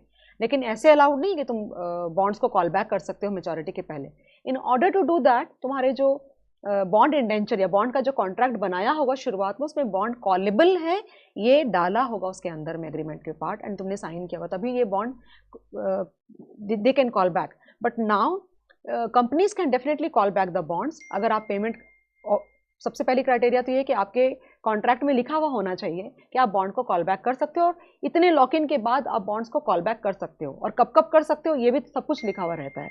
बट मैं तुमको ये बोल रही हूँ कि एक पार्ट तो वो लिखा हुआ रहता है, दूसरी बात कि अपने कमाए हुए पैसे से तुम कॉल बैक कर सकते हो। You can if you are generating cash flows in your company in the business, then you can use that money to call back the bonds और मेक द पेमेंट्स। ये क्या कर रहे हैं कि आप पुराने बॉन्ड्स जो तुमने हाई कूपन पे इशू करा था बिकॉज तुमको पैसों की जरूरत थी, अब जब मार्केट में इंटरेस्ट के रेट्स नीचे चले गए तो तुम वो पैसों से वापस एक बॉन्ड एक नया बॉन्ड का सीरीज इशू कर रहे हो, और उन पैसों से तुम पुराने बॉन्ड को रीपेमेंट कर रहे हो। This is not allowed any more by RBI, but still this the question. और बॉन्ड रिफंडिंग का सम में बहुत फ्रिक्वेंटली, आज देखो सितंबर 2025 के पेपर में भी पूछा है, so you should know this question. मैंने बहुत अच्छे से पढ़ाया है क्लास के अंदर में, so you can go and refer. I think I have taught on the YouTube also, there would be some definitely one video. तो मैंने क्या किया यहाँ पे, जो उन्होंने सोल्यूशन बनाया, it's quite complicated, I didn't like the solution at all, but I didn't like as it, I think I can do much easy format में, and I have done my format here. Okay, तो पढ़ते पहले question को। तो यहाँ पे लिखा है कि टीके limited has 600 lakh 12% debentures outstanding with 5 years remaining to redemption, यानी 5 साल बाकी है, 12% का कूपन है। Since interest rates are decreasing, the company is planning to redeem these debentures with a 600 lakh issue for 5 years at 10% debenture. देखो face value दोनों की same है, at par. Issue cost of 10% debenture will be 10 lakhs. Premium paid on the redemption of 12% debenture is 5%. Tax rate applicable to the company is 20%. ये सम बहुत adjustments के मामले में बहुत हल्का सम है। मैं अपने जो क्लास में ट्रांसकॉन करके कुछ है शायद, बहुत सारी एडजस्टमेंट्स है, तो फॉर्मेट में काफ़ी कुछ चीज़ें आती है। If you go and see, check out on the solution that we have done in the class for students who have attended our lectures, उनके लिए जिन्होंने अटेंड नहीं किया है, ओके, कहीं और लिया है, अगर समझ में आती है तुमको चीज़ें ये वाले क्वेश्चन का, तो बहुत अच्छी बात है। अगर तुमको लगता है कहीं पे कच्चा पक्का चल रहा है तो जाके यूट्यूब पे देखो, वहाँ पे अगर तुम्हें लगता है कि नहीं मिल रहा है तुम्हें वो क्वेश्चन पर्टिकुलर, तो तुम क्या कर सकते हो, नीचे कमेंट में लिखना मैम मुझे नहीं मिल रहा, आपसे प्लीज़ लिंक शेयर करो, तो मैं वो शेयर भी कर दूँ, that's not a problem at all. Okay, but मैंने पढ़ा है यूट्यूब पे, आई डू रिमेंबर दैट। तो मैंने क्या किया यहाँ पे, इनिशियल आउटले, तो बॉन्ड रिफंडिंग का जो सम होता है उसमें there are 2 parts of the solution. Number 1 कि अगर आप कोई एक्टिविटी ऐसी करने वाले हो, ओके, पुराने बॉन्ड की सीरीज को रिडीम करके न्यू सीरीज आप लाने वाले हो, तो आपके इनिशियल कुछ, यानी प्रोजेक्ट जैसे कैपिटल इन्वेस्टिंग का सम करते हैं ना, वैसे ही क्वेश्चन सॉल्व करते हैं, तो ऑन द स्पॉट जीरो पे खड़े कुछ खर्चे लगेंगे। कुछ खर्चे क्या होंगे, तुमको पुराने बॉन्ड्स को रिडीम करना पड़ेगा, ओके, अब जब रिडीम करोगे तो तुमको जो पुराने जो बॉन्ड होल्डर्स उनको प्रीमियम पे रिडीम करना पड़ेगा, और जो नए बॉन्ड होल्डर्स आ रहे हैं उसका फ्लोटेशन कॉस्ट वगैरह होगा, तो वो तुमको कंसिडर करना पड़ेगा। तो जो भी कुछ पैसा इफेक्टिव कैश फ्लो जो तुम्हारा घर से गया जीरो पे खड़े होकर के, वो तुम्हारा इनिशियल इन्वेस्टमेंट हो गया, करेक्ट है। अब 5 साल तक, ओके, तुम कुछ सेविंग करोगे, क्योंकि कूपन की रेट 12 से घट के 10 हो गई है, तो तुम क्या करोगे कि एक पार्ट होगा इनिशियल इन्वेस्टमेंट का, और एक पार्ट होगा present value of cash inflows का। And if the present value of the cash inflows are greater than the initial investment, we would suggest the company to go ahead with the bond refunding idea. Otherwise, अगर वो negative है तो बोलेंगे भाई तुमको नहीं करना चाहिए, जहां तुम हो वैसे ही रहो, ऐसा। तो इनिशियल आउटले में मैंने पोस्ट टैक्स प्रीमियम कॉस्ट लिया है। ये कैसे कैलकुलेट किया कि वो जो प्रीमियम है उन्होंने कितना बोला 5%, तो 600 लाख पे इंटू 5% का प्रीमियम, यानी 30 लाख का प्रीमियम इनको पे करना पड़ेगा टोटल मिला करके।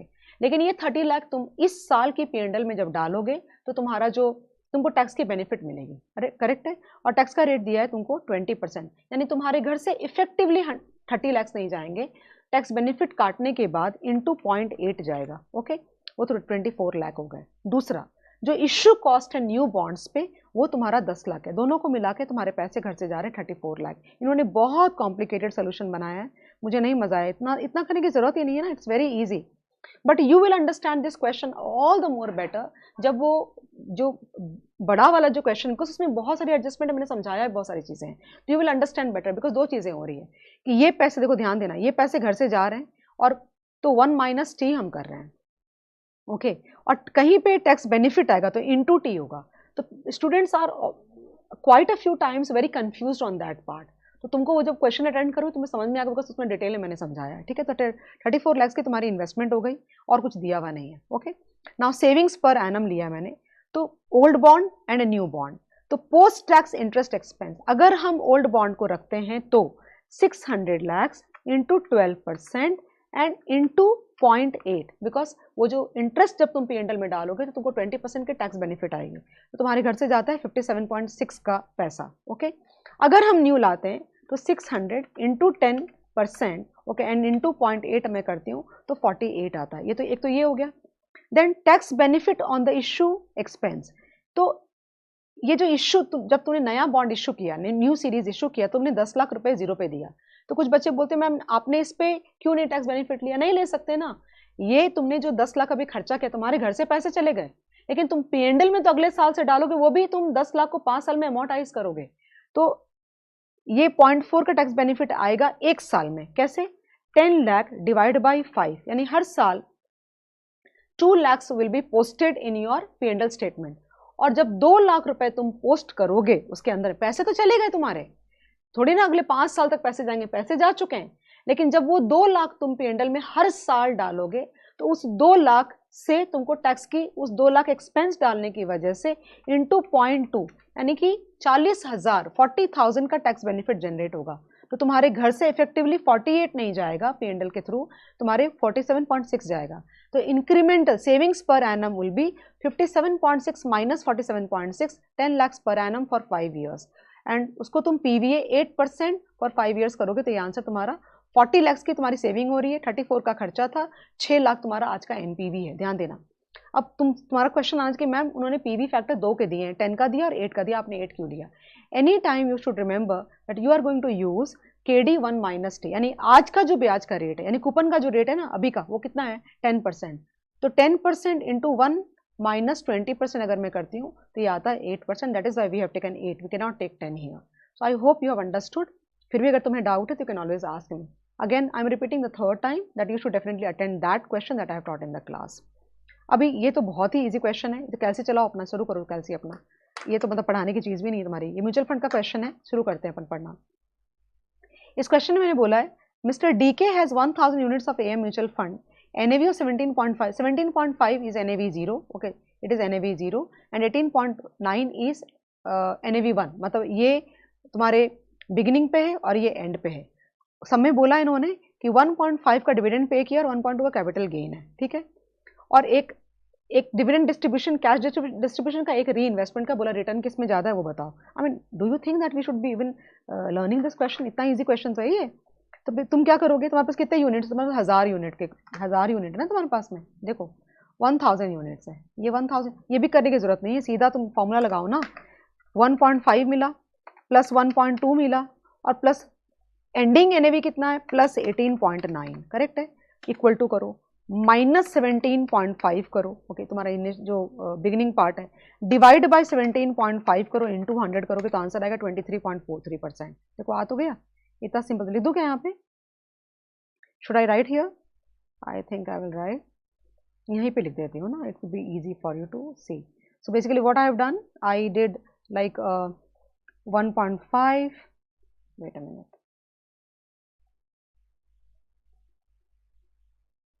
एक मिनट रुक जाओ प्लीज, कुछ तो गड़बड़ हो रही है मुझसे बार बार, we also get worked up ना। So 1.5 plus 1.2 then plus 18.9, okay, minus 17.5 divide by 17.5, खत्म हो गया सम तुम्हारा, आंसर मैच ही करेगा, नहीं करने का सवाल ही नहीं होता है। तो आंसर आ रहा है 23.43% पर एनम। ना option 2, reinvest the distribution at an NAV of 17.3 पर यूनिट। इसमें कैसे करोगे तुम, इसमें कैसे पता है तुमको क्या करना पड़ेगा, तुमको इनिशियल इन्वेस्टमेंट निकालना पड़ेगा सबसे पहले। कैसे? 1000 into 17 1000 into 17.5, so 17,500 is your investment.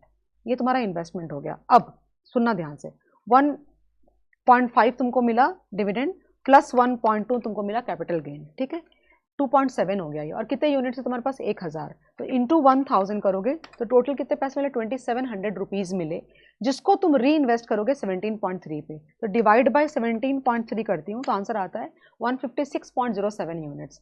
और तुम्हारे पास ऑलरेडी 1000 हैं तो इसमें 1000 तुम ऐड कर दो तो आंसर आता है 1156.07 units.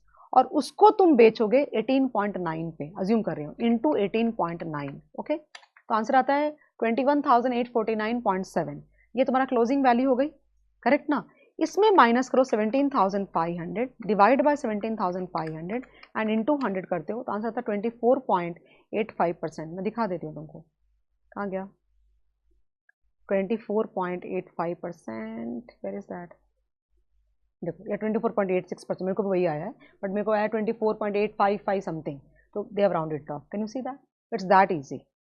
So you should be very very comfortable doing that. मुझे नहीं लगता कोई प्रॉब्लम होनी चाहिए। Everybody would be knowing already, because ये एग्जाम के लिए preparation already I am assuming बच्चों की हो चुकी है। Now next question, question number 4। Okay, question number 4 guys, the following details, portfolio management का सम है। TC limited and PC limited stocks and Nifty, रुक जाओ, हाँ, okay, so I'm calling them as A and B so that I can be like it would be easy for me in the formula। देखो यहाँ पे ध्यान देना, और Nifty index यानी मार्केट तो 12% है ये, ओके, 18% और 6% है। वरायंस दे रखा है, B very careful, that's percentage square already, okay, SD नहीं है ये। तो 5.8% स्क्वायर, 4.8% स्क्वायर, 2.1, ये बहुत ज़रूरी है बिकॉज पोर्टफोलियो में you should know what is the difference between SD and variance, और कहाँ तुम्हें एसडी चाहिए फॉर्मूला में, कहाँ वरायंस चाहिए। बीटा भी तुमको दिया हुआ है इसका और इसका, एंड प्रोपोर्शन दे रखा है। Calculate the systematic and non-systematic risk for the company's stock. So how do you calculate the systematic risk? So beta square, for example TC का या फिर A का अगर करना है तो beta 0.8 square into sigma M square, मतलब कहने का, देखो यहाँ पे करके दिया मैंने उनके फॉर्मूलाज मुझे, this stands for market, okay. और क्योंकि ये ऑलरेडी वरायंस है, ध्यान देना, ये ऑलरेडी वरायंस है तो 2.1 को फिर से डबल मत कर देना, ये सिर्फ 2.1 ही आएगा यहाँ, 0.8 स्क्वायर एंड 2.10, बिकॉज ये स्क्वायर यहाँ पे चाहिए, राइट, तो 1.344 आ रहा है। ये सिस्टमैटिक रिस्क है। और अनसिस्टमैटिक रिस्क में मैंने क्या किया, वरायंस, ये ऑलरेडी डबल परसेंटेज टर्म में, और ये तुम्हारा समझो कि 5.8% स्क्वायर है, तो 5.8% square minus unsystematic risk, systematic risk करोगे तो ये तुम्हारा which is very high actually, अगर देखा जाए तो it's very very high, okay. Then the next question is, और दूसरे का भी उसी तरह से निकाला, सॉरी, दूसरे का भी उसी तरह से निकाले, don't need to teach that part, right. फिर पोर्टफोलियो का रिस्क निकालने को बोला है, सो हाउ डू कैलकुलेट, मैंने पोर्टफोलियो का वरायंस का फॉर्मूला लिया, तो 0.5 स्क्वायर इंटू 5.8, आई डेंट, मैंने स्क्वायर नहीं किया because it's already variance. Then again this one and then 2 into 0.5 into 0.5 into covariance. Covariance कैसे निकालते हैं, beta of A, okay, into beta of B into sigma square M. So basically this is a formula, और ये 1.176 सारा formula लगाओगे तो answer आ जाएगा, मैच कर देगा, मतलब कुछ भी करना नहीं इसके अंदर में। फिर बोल रहा है the proportion of the fund allocation is change to 60-40 for TC and PC respectively, advise whether is preferable और नॉट। सो बेसिकली क्या करना होगा तुमको कि ये 5.8 तो चेंज नहीं होने वाला, रुक जाओ कलर चेंज करने दो मुझे, ये तो चेंज नहीं हो रहा, ये भी चेंज नहीं हो रहा, ओके, और ये भी चेंज नहीं हो रहा, और ये भी चेंज नहीं हो रहा, करेक्ट है। सिर्फ ये 0.5 जहाँ जहाँ वेट्स है ना वो चेंज हो जाएंगे। तो अब आके इनका सोल्यूशन देख लेते ताकि जल्दी हमारा काम हो जाए। तो ये मैंने चेक कर लिया, पूरा मैच कर रहा है, ये आंसर सेम है, ये आंसर सेम है, एंड ये वाला आंसर भी हमारा जो आया है, ये वाला 1.80%, मतलब बेसिकली कैलकुलेट करोगे तो आंसर आ जाएगा, डोंट हैव टू वरी। 3.238 और स्क्वायर रूट लिया, रिस्क बोला है तो डेविएशन में आंसर दोगे, वरायंस को भी रिस्क ही बोलते हैं, but when they are asking standard deviation तो तुमको रूट लेके करना पड़ेगा आंसर। फिर फंड एलोकेशन में देखो यहाँ पे ये सेम रहेगा, ये सेम रहेगा, ये सेम रहेगा, ये सेम रहेगा, ये सेम, ये मतलब बेसिकली, सॉरी मैं क्या बोल रही हूँ, हाँ, आई हो तो समझ गया मैं क्या बोल रही हूँ, और ये सेम रहेगा। So basically only weights are changing. Now existing return निकाला है उन्होंने 50-50 के हिसाब से, पहले एवरेज रिटर्न दे रखा है ना, तो पहले रिटर्न निकाला, सो रिटर्न आ रहा है 15% का, ओके, और रिस्क आ रहा है यहाँ पे 1.80% का, ध्यान देना। ओके, अब अगर 60-40 करते हो तो रिटर्न आ रहा है तुम्हारा 14.40% का और रिस्क आ रहा है तुम्हारा 1.85 का। तो basically when you change the proportion what is happening, the returns are going down and risk is increasing. So we would suggest कि 50-50 रहने दो, 60-40 मत करो। कहीं कहीं बोलने में ऊपर नीचे होगा तो you can like take it with a pinch of salt, because may be like I am talking in a lot of hurry. But क्या होता है जब क्वेश्चन टफ नहीं होता तब इस तरह से अपन फ्लो में बात कर जाते हैं, बिकॉज क्वेश्चन में कुछ भी नहीं है। We have done ample number of questions of this kind in the classroom.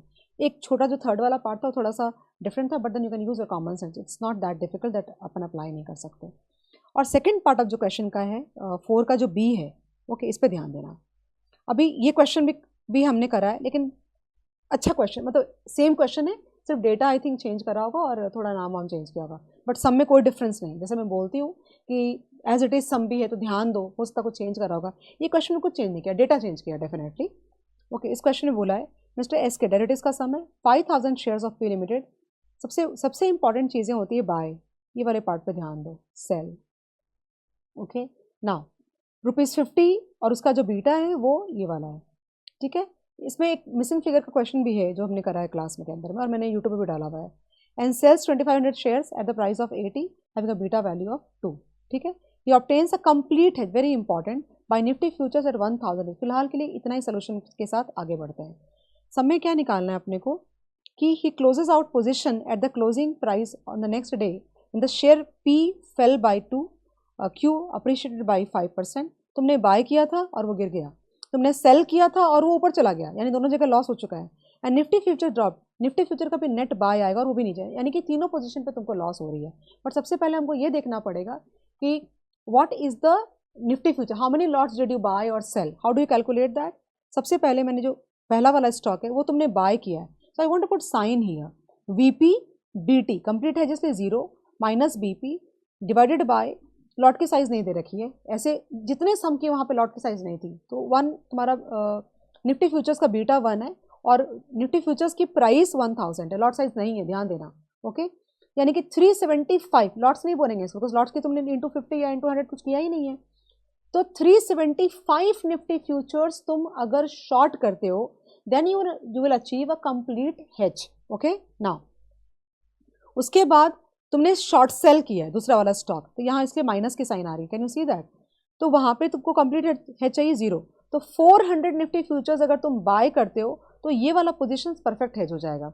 अब क्योंकि तुम वही वाले निफ्टी फ्यूचर्स को तुम बाय भी कर रहे हो और सेल भी कर रहे हो, तो नेट पोजीशन दोनों स्टॉक्स को हेज करने के लिए तुम क्या करोगे, net long. Why net long, बस 400 निफ्टी फ्यूचर्स बाय करने और 375 तुमको सेल करना, तो 25 नेट लॉन्ग यानी बाय करोगे तुम at a price of 1000। Okay, ना अब सम में तुमको यहाँ पे जाना है, वो समझ में आ गया ना तुमको पूरी तरह से। अब इन्होंने पता नहीं क्या क्या क्या कर रखा है, मुझे नहीं जाना यहाँ पे, साथ में करा है, तो अपने बच्चों को अलग अलग करके सिखाते तो बच्चों को ज़्यादा अच्छा समझ में आता है। तो can you see 25 contracts 10 by purchasing यानी net long Nifty futures contract, mister S K can obtain a complete hedge. Okay, now तुमको क्लोजिंग पोजिशन निकालनी है। जब तुमने स्टॉक बाय किया पहला वाला, तो 5000 स्टॉक बाय की, ये कैश आउटले का मतलब क्या हुआ, आउटफ्लो कितना हुआ 0 पे। तुमने 5000 स्टॉक बाय किए एट अ प्राइस ऑफ 50, पैसे गए। ओके, तो क्योंकि आउटफ्लो कैलकुलेट कर रहे हो ना, तो जितने पैसे जा रहे हैं उसको तुम ऐड करोगे और जो पैसे आ रहे हैं उसको तुम माइनस करोगे। तुमने शॉर्ट सेल किया 2500 stocks at a price of 80, तो इनफ्लो है तुम्हारा, ये आउटफ्लो है, ये इनफ्लो है, और ये वापस से तुम्हारा आउटफ्लो है, बिकॉज तुमने निफ्टी फ्यूचर्स बाय किया at a price of 25 Nifty futures at a price of 1000, यानी 75,000 का तुम्हारा आउटफ्लो हो गया।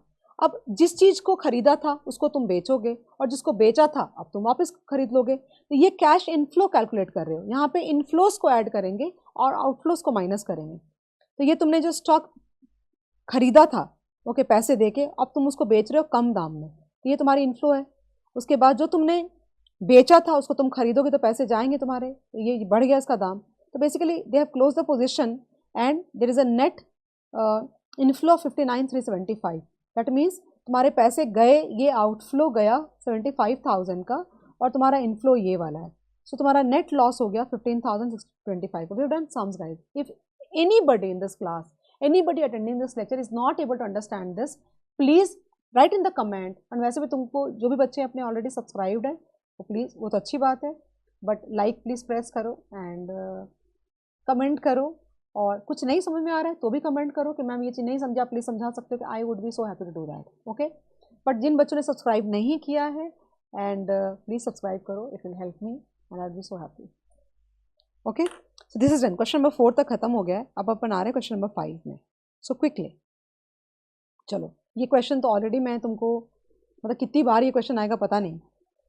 सो again this question is international capital budgeting का क्वेश्चन है, and what we have done और what the questions that we have done before, institute का ही दिया हुआ सम है सारा। ओके, वो क्वेश्चन डिफिकल्ट था, फिर से रिपीट कर रही हूँ यहाँ पे कि वो सम के अंदर में पढ़ते हैं सम को। ओके, उस सम के अंदर में, इस सम के अंदर इन्फ्लेशन, यानी कि इंडिया का है क्या, इंडिया और नेपाल का है। ओके, तो एक बिजनेस है, कैश फ्लोज दे रखी है तुमको, तो कैश फ्लोज इंडिया में है और नेपाल में भी है। ओके, तो नेपाली रुपी, नेपाली करेंसी में दिया हुआ होगा, और तुमको निकालना है, कंपनी की वैल्यू निकालनी है, तो कैश फ्लोज को डिस्काउंट करना पड़ेगा दोनों को मिला करके। ओके, सो इंडिया वाले जो कैश फ्लोज हैं, ओके, और वो तो उसका कोई प्रॉब्लम है नहीं, and you will have to convert your Nepali currency का cash flows into rupees using the exchange rate. They would not have given you the exchange rate. Okay, spot का रेट दिया होगा रुपी और नेपाली का, और नेपाली करेंसी का और रुपी का कॉम्बिनेशन, इधर रुपी समथिंग, रुपी पर नेपाली का और Nepali something, whatever, I mean it's like very normal to understand. And inflation के रेट्स को यूज़ करके तुमको whatever number of years, 3 years का तुमको एक्सचेंज रेट निकालना पड़ेगा। तो एक्सचेंज रेट को यूज़ करके तुम क्या करोगे, नेपाली करेंसी के जो कैश फ्लोज हैं उसको कन्वर्ट करोगे, और फिर दोनों कैश फ्लोज को, इंडिया और नेपाल वाले को, तुम ऐड कर दोगे। ओके, ठीक है, और उसके बाद तुम क्या करोगे, ये 3 साल के जो कैश फ्लोज दिख रहे हैं इसकी डिस्काउंटिंग करके इसको जीरो पे लेकर के आओगे, और जीरो पे जो तुम्हारा नेगेटिव कैश फ्लोज है उसको तुम सब्सट्रैक्ट करके नेट इनफ्लो या net positive negative whatever you get, and उसके बाद जो थर्ड ईयर का कैश फ्लो होगा, अगर उन्होंने ग्रोथ रेट दी होगी तो वो जो थर्ड ईयर का कंबाइंड कैश फ्लो होगा उस पर अगर ग्रोथ की रेट दी होगी तो वो लगा करके तुम KC माइनस GC कर दो या KE माइनस GC कर दोगे। अगर नहीं दिया होगा तो परपेचुटी का फॉर्मूला लगा देंगे, बाई KE करके PV निकाल देंगे और कंपनी की वैल्यू निकल जाएगी। मैं कहना ये चाह रही थी इतनी देर के बाद कि बेसिकली वो जो ओरिजिनल सम है ना, in that the Indian cash flows and the Nepali cash flows, the original question was actually African rand में था। Okay, but they have been changing the currency quite a lot, how does it matter. तो मैं ये कह रही हूँ कि जो ओरिजिनल क्वेश्चन है उसके अंदर में दोनों कैश फ्लोज को रियल दिया था, मतलब हमें रेस्पेक्टिव इन्फ्लेशन रेट्स को लगा करके उन कैश फ्लोज को पहले नॉमिनल बनाना था। ओके, उसके बाद नेपाली वाले को हम कन्वर्ट करते, ओके, एक्सचेंज रेट कैलकुलेट करके, उसके बाद सम आगे बढ़ता। बट इस क्वेश्चन के अंदर में अच्छी बात ये करी है, because I think they would have assume कि भाई बहुत करा लिया बच्चों से, तो उन्होंने कैश फ्लोज नॉमिनल ही दिया है, तो तुम्हें वो कन्वर्जन, सॉरी, इन्फ्लेशन के रेट्स तुम्हें एडजस्ट नहीं करने, सिर्फ और सिर्फ एक काम करना है। सबसे पहला वर्किंग नोट बनेगा computation of expected spot rate for 3 years using the inflation rate. Purchasing power parity लगा करके तुम वो कैलकुलेट करोगे, F/S equal to 1 + IA by 1 + IB। Okay, IA का मतलब हुआ inflation rate of A country और IB का मतलब inflation rate of B country. Rupee per dollar अगर रेट है तो rupee is A and dollar is B. I hope you got the point, and इतना आगे होगा बच्चों को। शुरू करते हैं, सब पढ़ती हूँ, पढ़ना ज़रूरी है डेटा के लिए। हाँ, हाँ,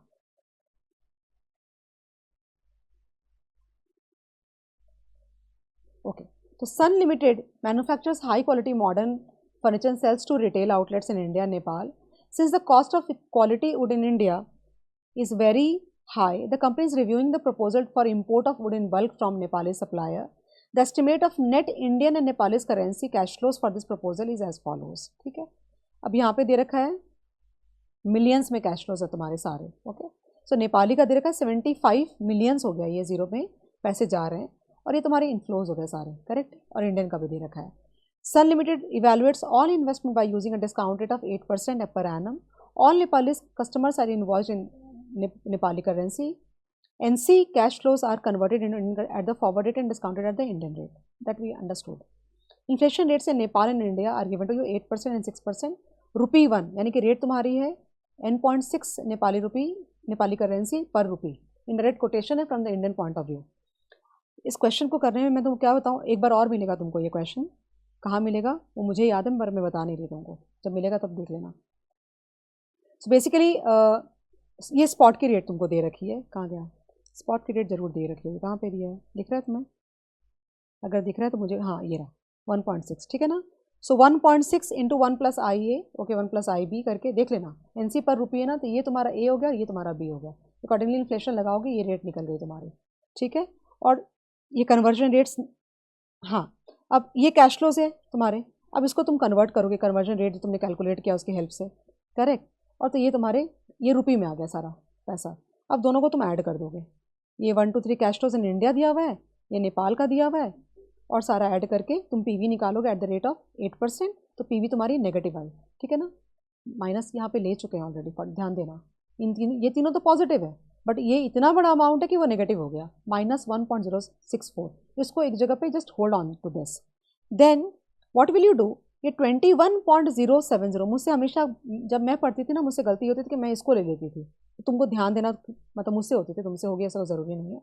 इसका परपेचुटी में जाके पीवी निकालोगे, निकाला है क्या, ओ आगे सम बढ़ाया ही नहीं है, आगे सम बढ़ाया ही नहीं है भाई। अब देखो यहाँ पे खत्म कर दिया सम को, अप्रेज रिटर्न परसेंटेज, नहीं ये मैं गलत पढ़ रही हूँ, हाँ समय बोला है कि you are required to compute the NPV of the proposal and show your recommendation. I think मैंने ये क्वेश्चन करा है,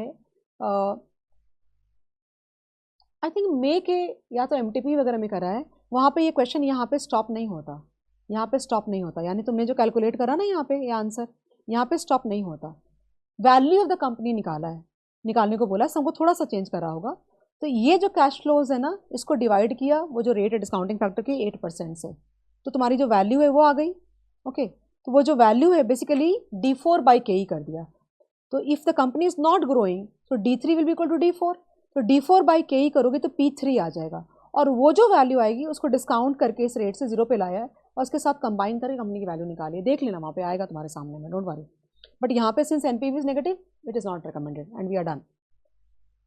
it is important, it is the best part of a teacher would be कि एक क्वेश्चन अगर बहुत difficult question अगर आता है, अगर वो भरपूर तुमने अच्छे से सारा कवर कर लिया, तो what you will get only the subsets of that question, it is easy to manage, but at times क्या होता है we are very well adjusted into the difficult sum, उसका कोई हल्का वर्जन आएगा ना तो तुम नहीं कर, अब देखो एक ओरिजिनल जो सम अफ्रीकन रैंड का अपनी बुक के अंदर में उसमें बहुत सारे कवरेज है, आई थिंक MIRR भी निकालना है, NPV भी निकालना है, value of the equity, value of the company भी निकालना, सब कुछ निकालना है, but what I am seeing जब पेपर्स में देख रही हूँ, MTPs देख रही हूँ, RTPs देख रही हूँ, एग्जाम पेपर्स देख रही हूँ, what I am able to see कि that one large question is the population, and उसमें से सैम्पलिंग करके 2 एडजस्टमेंट छोड़ दे रहे हैं, एक एडजस्टमेंट लेके खाली क्वेश्चन बना रहे हैं, but if you are to stuck with the format of one question तो तुम फिर गलतियाँ करोगे, तो तुम माइंड को अपने बिल्कुल फ्लेक्सिबल रखो कि जितना मांगा उतना दे सकें हम, मतलब उतने पे मैं कंफर्टेबल हूँ कैलकुलेट करना, and that will be only possible if you practicing a lot of sums, otherwise it is not possible guys. अब नेक्स्ट क्वेश्चन आ रहा है म्यूचुअल फंड का, ये बहुत अच्छा क्वेश्चन है, इसको मार्क करती हूँ, it's one of the very good question actually this one, okay in 2024, okay mister Raj, इसमें मैंने सोल्यूशन नहीं बनाया, their solution is very very good, okay mister Raj an investor made a lump sum investment in an equity mutual fund that had an entry load of 0.05 per unit, I would suggest something here, तुम pause करो, मैं तो पढ़ रही हूँ, तुम pause करो, इस क्वेश्चन को 3 से 4 बार खुद पढ़ लो, उसके बाद तुम मेरे साथ पढ़ना, तो तुमको समझ में आएगा, वरना you will lose out on the content part, actually it's a sincere advice, मैंने पहले कभी नहीं बोला इस पेपर के अंदर में, बट इस क्वेश्चन में बोल रही हूँ।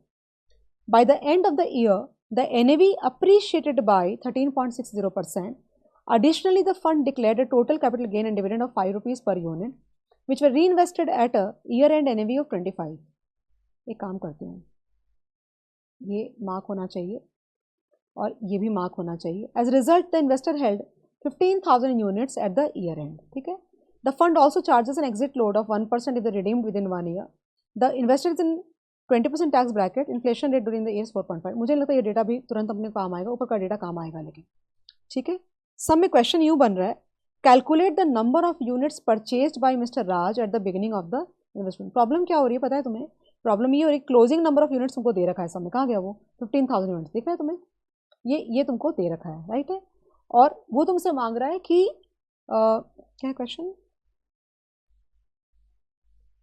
हाँ नंबर ऑफ यूनिट्स शुरुआत का ओपनिंग यूनिट्स मांग रहे हैं बेसिकली, तो 15,000 यूनिट्स तो री इन्वेस्ट करने के बाद है ना, ओपनिंग यूनिट्स कितने थे ये हमको निकालने हैं। अगर मैं ये बोलूँ कि ओपनिंग यूनिट्स का मान लो नंबर x था, ठीक है, प्लस तो ₹5 पर यूनिट तुमको मिला और ₹5 पर यूनिट को इन्वेस्ट करा गया, री invested at a price of NAV। Okay, तो कैन आई राइट कि ₹5 को री इन्वेस्ट किया eight the rate of 25, okay, और कितने यूनिट्स तुमको मिले, मतलब आई मीन टू से कितने 5 पर यूनिट है, तो तुम्हारे पास अगर x नंबर ऑफ यूनिट्स से, can I not right like this, can I right like this, ₹5 per unit मिला इनटू नंबर ऑफ यूनिट्स, उतने पैसे मिले which were like kind of reinvested at 25, और ये सब करने के बाद मेरे पास आए 15,000 यूनिट। सही है, तो x को सॉल्व कर दो, तुमको आंसर आ जाएगा, इसमें बहुत मुश्किल नहीं है, but yeah look at this, have they done the same thing, x plus ₹5 per unit, I got x into 5 because x is what I bought initially, उस पर मुझे ₹5 पर यूनिट मिले, तो ₹5 into the number of units which I held initially, the whole divided by 25, and वो सब कर री investment होने के बाद मेरे पास क्लोजिंग इतने होने चाहिए, यानी कि ओपनिंग यूनिट इतने थे। इसका आंसर आ गया।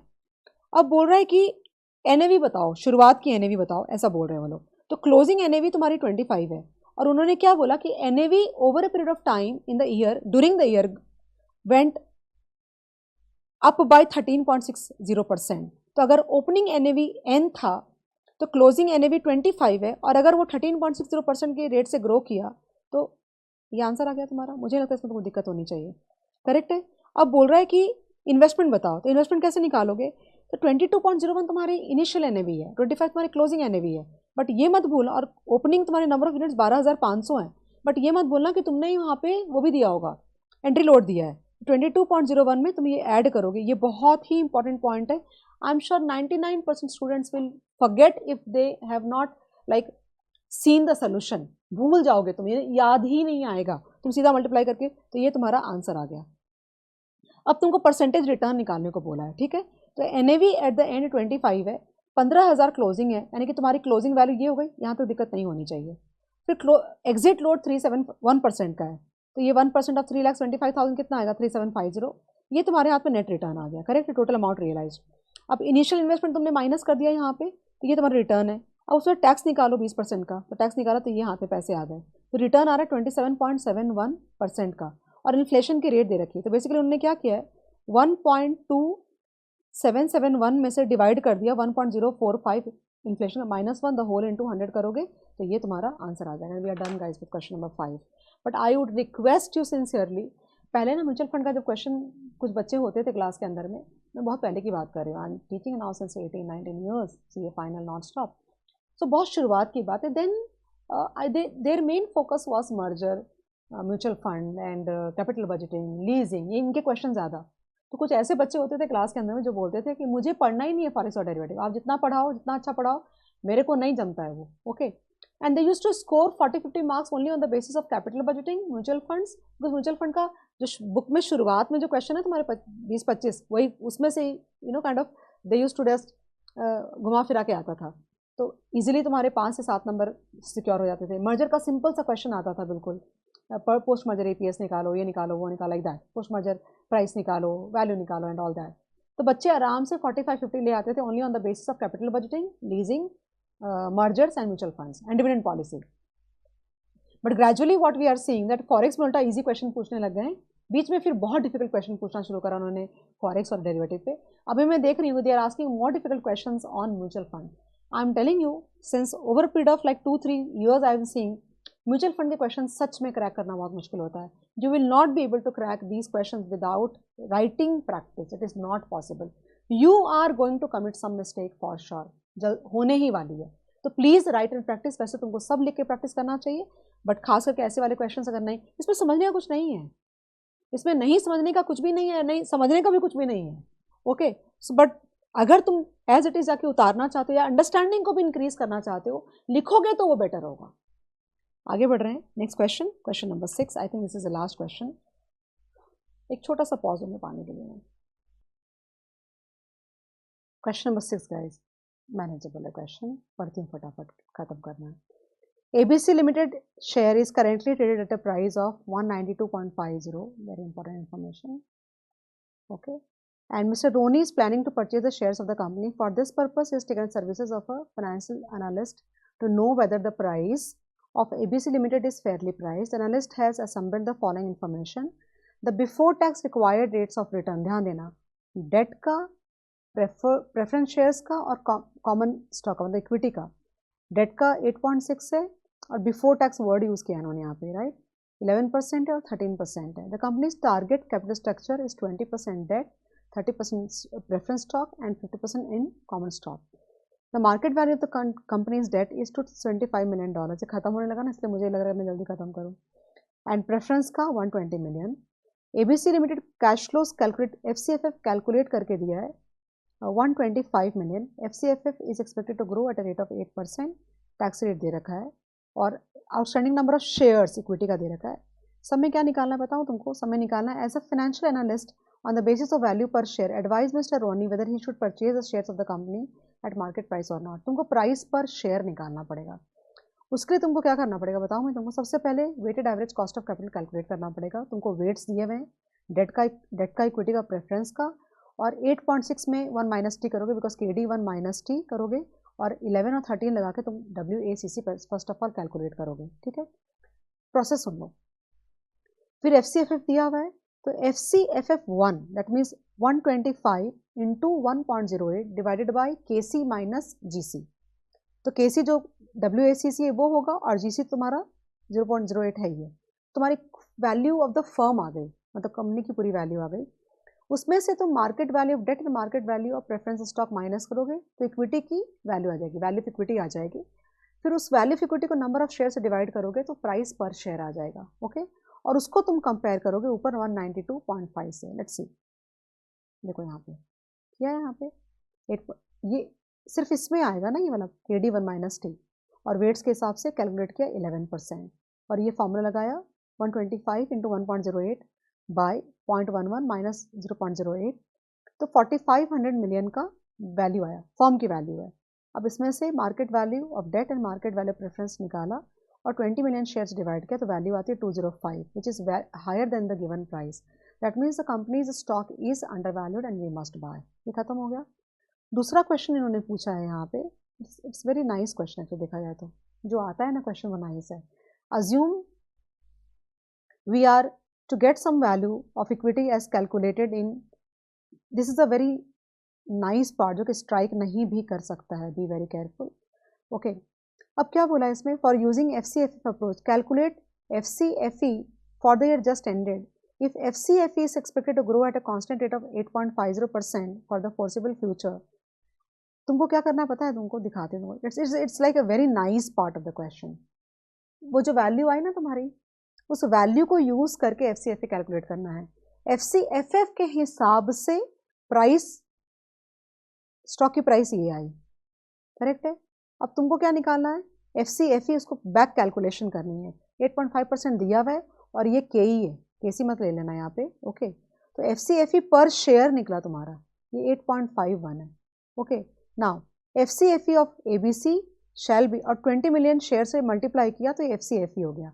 अब इसमें वापस से क्या करा है इन्होंने, वैल्यू निकाली और FCFE की वैल्यू, I mean it's just back calculation thing, nothing like something, I am not able to see something like 170.20 तुम्हारी जो वैल्यू आई है निकाला है। I mean I don't see something very very complicated. Still ये स्ट्राइक नहीं करेगा तुमको एग्जाम के अंदर कि तुमको ये करना है।